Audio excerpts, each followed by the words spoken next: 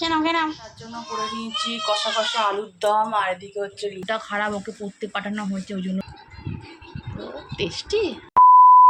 আর আজকে সোমবার, দ্বিতীয় সোমবার শ্রাবণে, আজকে আমাদের শিব পাতা হবে, সেটারই প্রস্তুতি সব করা হচ্ছে। এই জন্য আজকে ভাত হবে না। বাবা তোমার দুধ কোথায়? এই দুধটা তুমি খাও?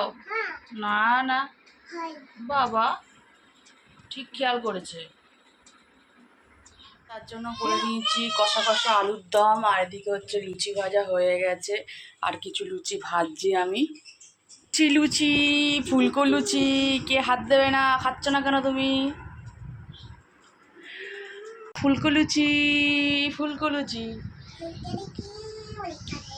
খেয়ে নাও, খেয়ে নাও, খেয়ে নাও, খেয়ে নাও। যেমন করে শিব ঠাকুর করে, হ্যাঁ তো ওটাই করো। একটু মাখাও, একটু দুধের মধ্যে দাও। হ্যাঁ তো দাও, মধু ঢালো। অপরতে মাথায় ডাইরেক্ট দেয় না। আর হ্যাঁ হ্যাঁ অল্প করে ঘি নাও, ওর মধ্যে দাও, ছান করো, মাখাও ভালো করে। আরো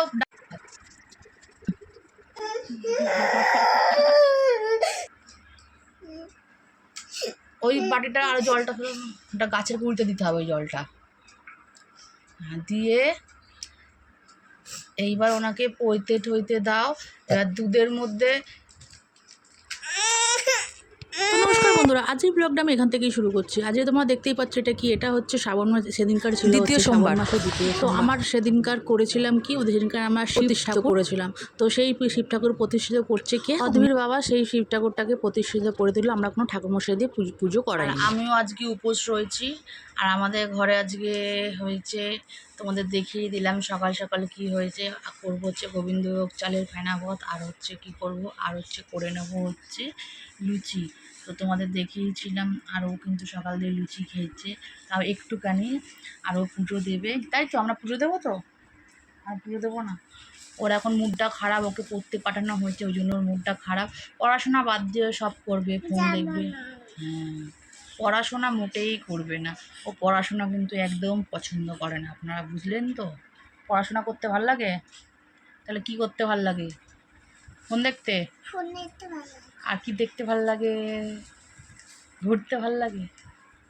বাইরে যেতে ভাল লাগে? স্কুল যেতে ভাল লাগে না তো? Good girl. এ ফর কি হয়? বি ফর কি হয়? পাখাটা বন্ধ করবি গো, পাখাটা বন্ধ করতে, পাখাটা বন্ধ কর, মাছ তুলে দেবো।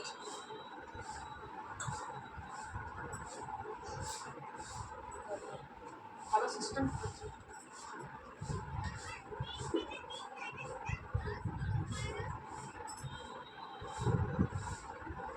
ওম নমঃ শিবায়, ওম নমঃ শিবায়।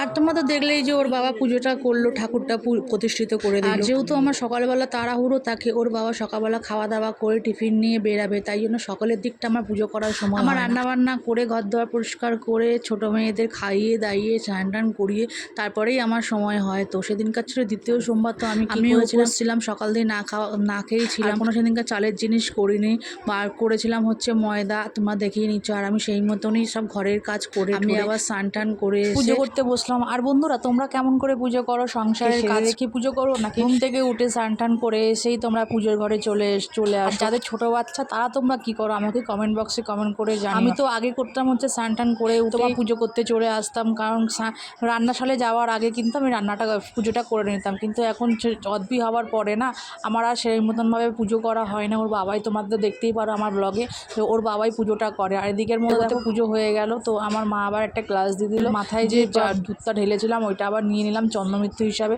ওটা খেয়েই আজকে। আর এদিকে আবার পুজো করতে করতে হয়ে গেছে কিন্তু হচ্ছে খাওয়ার টাইম, সে আবার ঘ্যান ঘ্যান করছে, তাও আমি সেই মতন পুজো হয়ে গেল। তারপর আমি চলে এলাম অদ্রিকে খাওয়ানোর জন্য।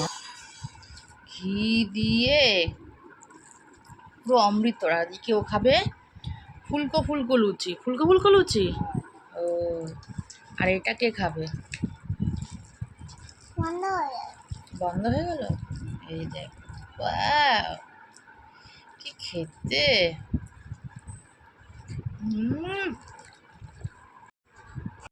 পুরো স্বর্গ স্বর্গ।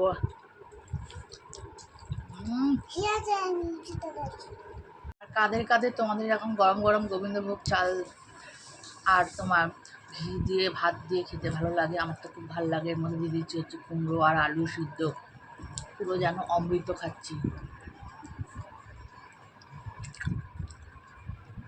সত্যি কথা, অমৃত অমৃত অমৃত। ও কেমন লাগছে খেতে? টেস্টি? এদিকে তাকিয়ে বলো, টেস্টি। তো আজকের এই ছোট মিনি ব্লগটা তোমাদের কেমন লাগলো আমার কমেন্ট সেকশনে কমেন্ট করে জানাবে। বেশি বেশি করে শেয়ার করে দেবে ব্লগটাকে, ও লাইক করে দিয়ে সাথে থাকবে।